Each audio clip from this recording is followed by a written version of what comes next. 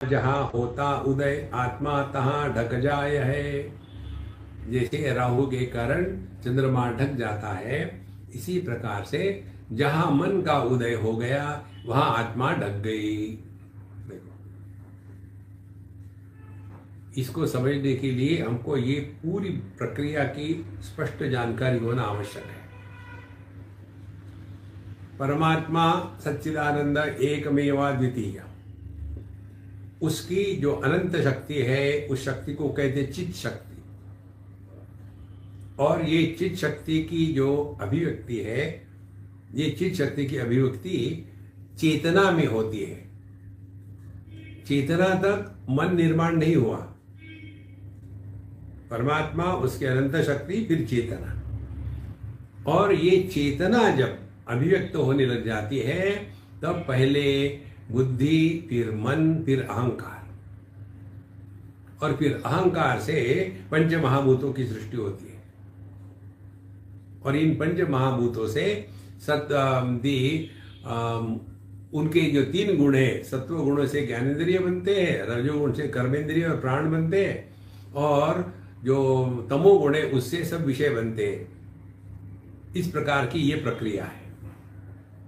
अब इसमें बताते हैं, जब हम जागृत अवस्था में है तब मन काम कर रहा है, स्वप्नावस्था में है तो मन काम कर रहा है, सुषुप्ति अवस्था में चेतना होती है, मन अव्यक्त होता है। मन व्यक्त नहीं हुआ, अव्यक्त है।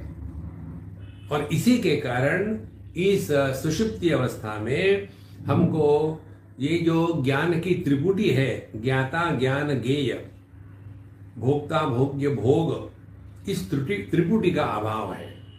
त्रिपुटी का अभाव का तात्पर्य क्या है? स्वयं को परिच्छिन्न मानने की कल्पना और विषयों को अपने से अन्य मानने की कल्पना। इन दो कल्पना का जन्म होता है जहां सुषुप्ति से हम जागृत में आ गए, माने जहां सुषुप्ति चेतनात्मक है और जहां चेतना से मन का स्प्राउट निकला, मन की छोटी सी एक कली निकली, और उसी समय यह द्वैत का निर्माण हो जाता है। और ये द्वैत का निर्माण होने के पश्चात मन, फिर मन से निकली इंद्रिय, इंद्रिय से निकले विषय। अब देखो कैसे ढकना है, जो कहते हैं ना आत्मा तहां ढक जाए है, यह ढकने को ठीक से समझ लेना। प्रातः काल के सत्र में हमने देखा था कि जैसे सुवर्ण को सुवर्ण से ढका जाए तो क्या होगा? एक ही है, अलग नहीं है, अलग नहीं है। या दूसरा उदाहरण दिया था कि लहरों से समुद्र ढक जाए या समुद्र से पानी ढक जाए। यदि ये समझ में आ गया हो तो इसी को लगाओ। विषयों से इंद्रिय ढक जाती है, माने क्या? हमारे जीवन में विषयों का महात्म्य हो गया। फिर इंद्रियों से मन ढक जाता है, माने हमने अपने इंद्रियों को इतना चढ़ा बढ़ा के रखा है कि इंद्रियों की खुजली को शांत करने के लिए ही हमारा पूरा जीवन जाता है। देखो, बहुत सरल बात है, कठिन नहीं है। और इस मन ने चेतना को ढक दिया है कि हमको ये समझ में नहीं आता कि यह जड़ वस्तुओं के पीछे लग करके हम अपने चेतना को ढक रहे हैं, समझ में नहीं आता। ध्यान से सुनना।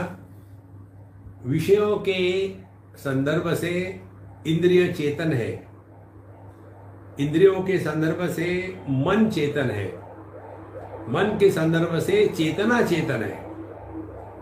और जब चेतना में सुषुप्ति में पहुंचे वहां मन नहीं होता। क्योंकि वहां मन नहीं होता तो वहां द्वैत का संसार नहीं, फिर क्या है? अद्वैतानंद। और इसीलिए सुषुप्ति में आनंद ही आनंद है।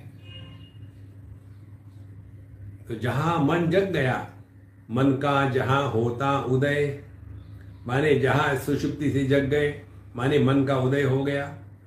मन का जहां होता उदय, आत्मा तहाँ ढक जाए है, फिर हम अपने स्वरूप को भूल गए, ढक गया है।